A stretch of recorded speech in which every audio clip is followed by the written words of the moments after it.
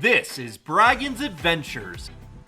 Hey everybody, it's Andrew with Braggin's Adventures, and today I want to talk to you about the Jazz Kitchen Coastal Grill and Patio located in the downtown Disney district in Anaheim. Now, many moons ago, back in 2001, this was called Ralph Brennan's Jazz Kitchen. It's the same company, guys. It is. They just went through kind of this rebranding a few years back, and it was partially implemented, in my understanding, by Disney. They said, hey, we kind of redo the downtown Disney district. We want you to be a part of it, but here's what we need from you. So they did this kind of rebranding thing, dropped the Ralph Brennan's name, and turned it into the Jazz Kitchen Coastal Grill and Patio. And you know what? It's a pretty awesome place. I'm here to tell you right now, this is not 2001's Jazz Kitchen. There's some really cool seating areas upstairs, including the Queen's Balcony, which you were just looking at, as well as indoor dining up there. Queen's Balcony real quick, as well as the regular balcony there. There's certain spots where, if you time it right, you can see the Disneyland fireworks from your balcony seating. There's a bar up there. You can rent various areas up there for private parties. It's typically only open at night for dinner, whereas the downstairs seating area is open during the day for lunch. Super cool spot. We were fortunate enough to meet with their marketing manager, and he walked us around and gave us a lot of cool information about the place. I gotta tell you, it's one of my favorite spots to hang out in downtown Disney now. The rebrand worked because honestly, I worked here back in the 90s, not at Jazz Kitchen, it wasn't around then, but at the Disneyland Resort. I was privy to all the design plans because of what I did at the park and where I worked. I got to go into some of the meeting rooms where drawings for Downtown Disney and California Adventure were. We had to sign NDAs, all that kind of stuff. So I never actually got to go in the original Jazz Kitchen back in 2001 though, or any of the years since then. We didn't go until after this rebranding. We've gone several times and we will never not go. This literally is my favorite spot to hang out in the downtown Disney district. And part of that is the gentleman you're looking at on screen right now.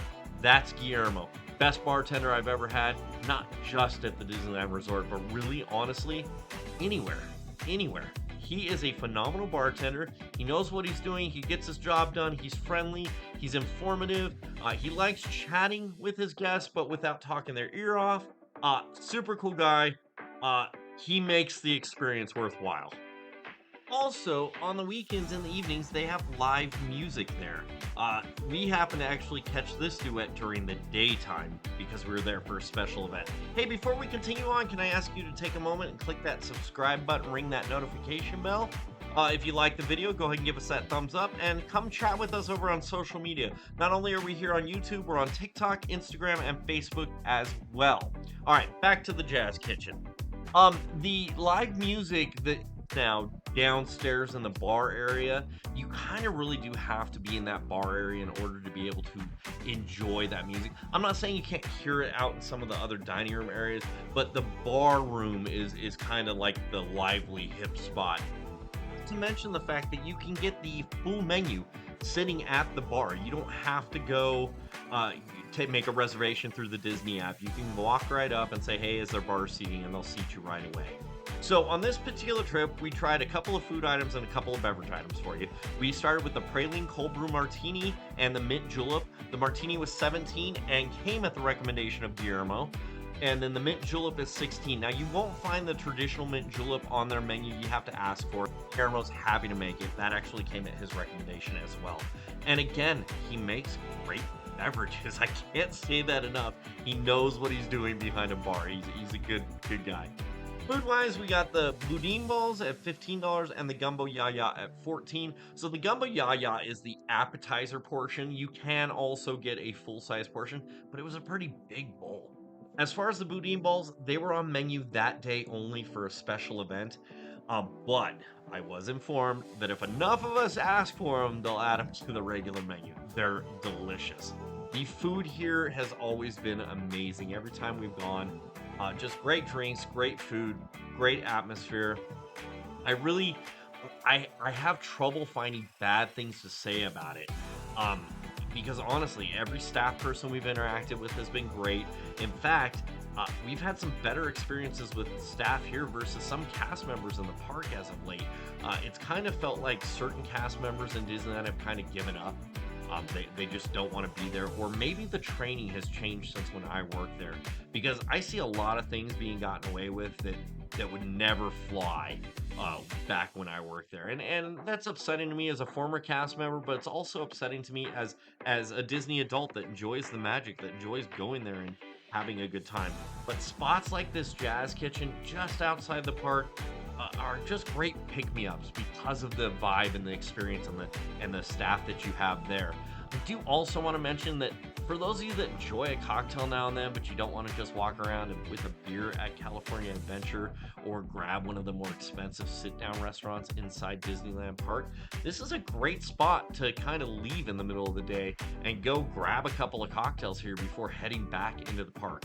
First off, the prices aren't that bad. They're cheaper than some of the cocktails I've had inside the parks, and they're arguably stronger cocktails because you're dealing with a bartender as opposed to a cast member.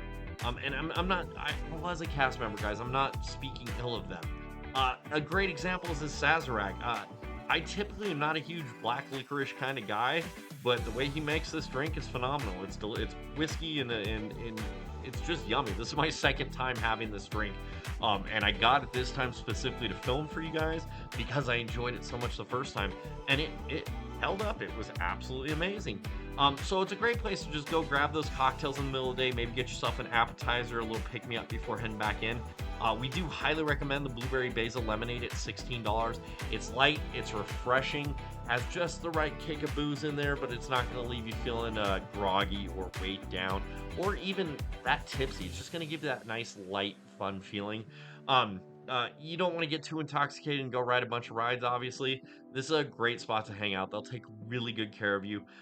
Honestly, again, I can't say enough about the Jazz Kitchen, and I'm going to tell you right now, grab some beignets while you're there. Guillermo was kind enough to bring us a couple for the video. Normally, you can get 4 of them for $10.99. We get beignets every time we go to Disneyland. Even if we're not in the Jazz Kitchen, we'll swing by the Beignets Express next door and grab a couple because it's just a yummy dessert. You guys know we're lactose intolerant, so we can't go partake in ice creams and things like that, but this is just a great little dessert that hits our sweet tooth. I'm sure it's super low calorie, and you don't have to worry about any of that. But anyway, definitely go check out the Jazz Kitchen. Ask for Guillermo. Let him know that Braggins Adventure sent you. Thank you so much for watching, and we'll see you on the next adventure. Bye.